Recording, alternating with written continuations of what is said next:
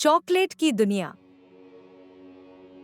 नमस्ते बच्चों, आज हम जा रहे हैं एक ऐसी जगह जहां हर चीज मीठी है और हर तरफ चॉकलेट हाई चॉकलेट है।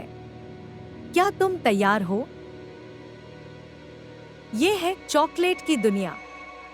यहाँ पेड़ भी चॉकलेट के हैं और नदियाँ भी चॉकलेट से भरी है। देखो, ये चॉकलेट का पहाड़। इसके ऊपर से चॉकलेट की बर्फ गिरती है। और वो देखो, चॉकलेट की गुफा। चलो अंदर चलकर देखते हैं क्या है। वाह, यहाँ तो चॉकलेट के खिलौने हैं, चॉकलेट की गाड़ी, चॉकलेट का घर और चॉकलेट के दोस्त भी। अब तुम भी चॉकलेट की दुनिया में मेज़ करो। चॉकलेट खाओ, चॉकलेट पियो और चॉकलेट से खेलो।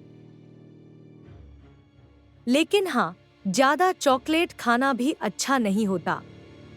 थोड़ा थोड़ा खाओ और हमेशा खुश रहो।